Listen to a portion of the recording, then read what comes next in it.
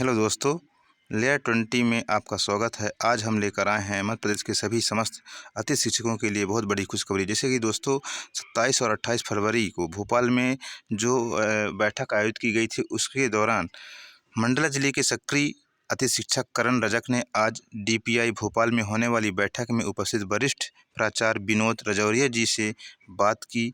उन्होंने विचार विमर्श किया। उनसे पता चला कि उनकी मंशा तो यह बता रही है कि बीएड, डीएड और पात्रता परीक्षा पास वाले पर ही विचार बन रही है। करक रंजक मंडल जिलाध्यक्ष उपाध्यक्ष भी हैं। उन्होंने रजौरिया जी से बात भी किया और अपनी बातों को उन्होंने सामने भी रखा। जैसे रजौरिया जी ने उन्होंने जवाब भी दिया है कि बीएड और डीएड और पात्रता उत्तीर्ण वाले ही अतिथि शिक्षकों पर ही विचार बन रही है। तो चलिए सुनते हैं कि रजौरिया जी और करण रजक जी के बीच में क्या वार्तालाप हुआ है। उसकी ऑडियो भी हमारे पास है। ऑडियो को हम आप सबके पास साझा करते हैं।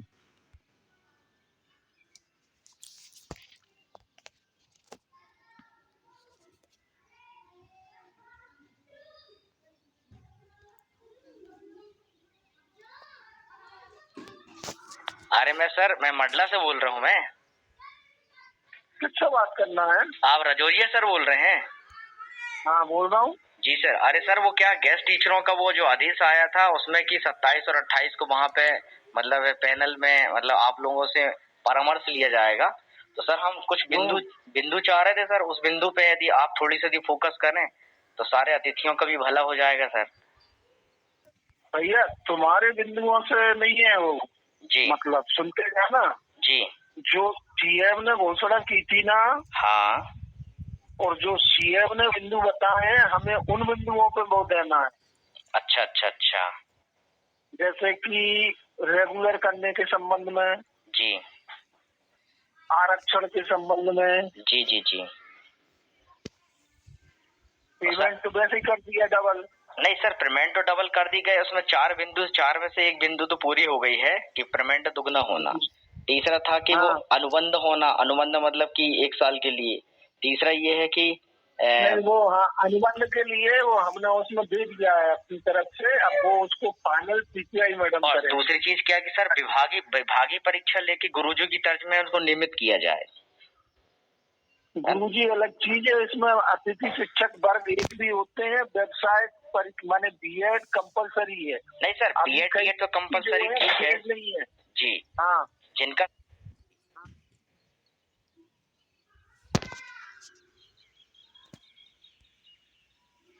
जी हाँ, जिनका सर बीएड डीएड कंपलसरी है, ऐसे अतिथि शिक्षकों को चाहे वो ग्रेड 1, ग्रेड 2 या वर्ग 3 पे पढ़ा रहे हैं, तो उनको क्या है गुरुजी की भांति वर्ग 3 मतलब परीक्षा विभागीय परीक्षा लेके वर्ग 3 में ही उनकी नियुक्ति करें, चाहे वर्ग 1 का अतिथि शिक्षक हो, है ना। तो ये मांगे थी सर। वो हाँ, ये सब चीजें उसमें लिखी हैं जो दिया है हमको। जी और अभी हमने रब बना के दे दिया। उसका परीक्षण करेंगे पहले डीपीआई सीपीआई में, फिर इसके बाद अगली बैठक फिर हो। तो सर आपसे निवेदन ये था सर कि विभागीय परीक्षा गुरुजी की तर्ज में करें जिनका बीएड डीएड है ना। और दूसरी जी गुरुजी एक अलग चीज मामला था और ये एक अलग मामला है। इसके लिए हमने क्लियर कहा है कि जिनकी पात्रता परीक्षा उत्तीर्ण है, जी हमको नियमित करने की कार्रवाई कर सकते हैं सर। तो जो मान लो अतिथि शिक्षक मान लो पास नहीं हो पाए हैं, तो ऐसे अतिथि शिक्षकों को कम से कम इसके लिए पात्रता परीक्षा तो ये वाली वेबसाइट वाली ये कंपलसरी रहेगी सर। तो पात्रता परीक्षा में सर उसको थोड़ी सा ये किया जाए ना, सहयोग ये किया जाए कि इतना टफ एग्जाम था तो सारे अतिथि शिक्षक कैसे निकाल पाएंगे, और लगभग नहीं तो बोल तो जरूरी है भैया। नहीं, इसलिए तो ये शिक्षा का डर्रा बिगड़ रहा है। नहीं सर, तो उसमें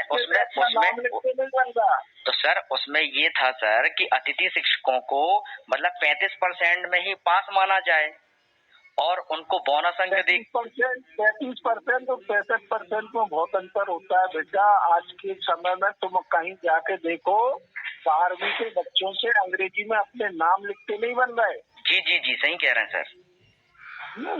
तो हमारा सिर्फ उद्देश्य ये था सर कि जो मान लो की बात 75 में 75 में पास आउट होना है। पेपर इतना टफ है सर, पहले एक एग्जाम दे के पास होते थे, अब ये दो एग्जाम से क्वालिफाइड होके जाना पड़ेगा।